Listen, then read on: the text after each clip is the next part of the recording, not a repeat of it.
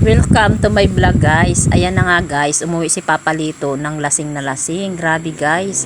Alam niyo bang katatapos ko lang yan dyan sa kanya magpunas pa ng paa. Ay hindi pa siya mahingawan kaya ang ginawa ko, kumuha ako ng yung pinag-ihian ko, pinunas ko sa kanya kasi ang paniniwala ko kasi guys, nabalitaan ko na pinakapangunang lunas daw, yung ihi daw natin ay pwede daw ipunas sa mga taong lasing sa ang hangover. Kaya yan guys, na yan talagang ginawa ko. Mahala na si Papa Lito bukas kung malaman niya itong ginawa ko sa kanya. Grabe, ihi ko lang naman yan guys. Total. Ihi ko lang naman yan. Grabe talagang tao ko guys. Kasabot ko yung anak ko guys. Sabi ko sa kanya, sa kay Angela na i-video niya kami para bukas ay makita ni Papa Lito. Papakita namin sa kanya para hindi na siya ulit mag-inom ng ganyang kalasing. Kay uulitan ko na naman siya at ulit iba-vlog. And guys, ito yung more lesson lang to guys sa mga asawang hindi na tumitira para sa sarili ng para may uwi.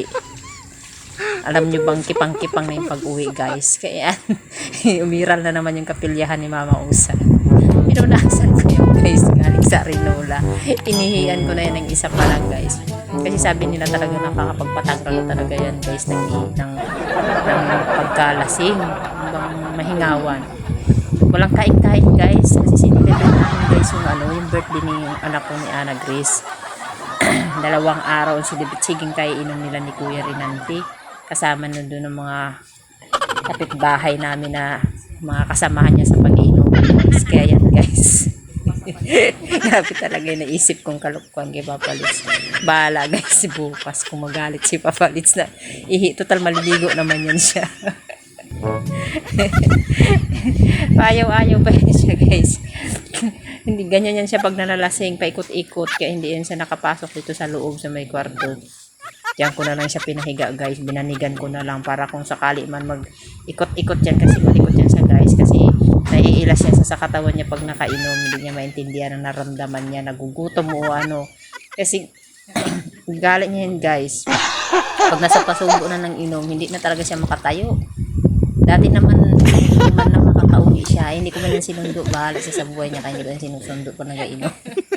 Ayun, bahala ka dyan Papa Lito magalit bukas. So ayan nga guys.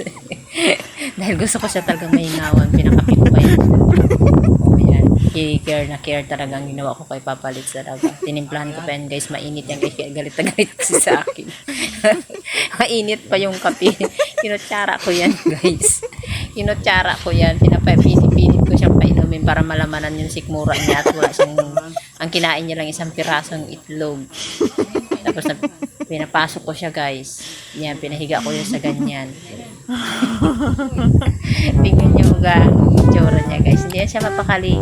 Kaya ang ginawa ko talaga yan, ipilit ko talaga yan siya painumin ng kape. At dahil ayaw niya na magkape, ayan, so ako na lang talaga ang mapipilitan uminom ng kape. Kaya hinayaan ko na lang siya guys. Maaga naman yan siya nagigising mga alas 4 at magpapandaw pa siya bukas. So ayan guys. Itong makikita niya talaga itong vlog ko na to na binidyo ko talaga siya. Kala niya talaga hindi ko magagawang videoin siya.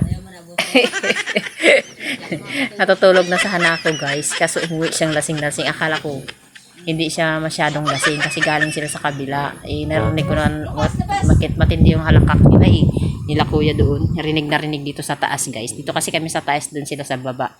So rinig na rinig ko yan.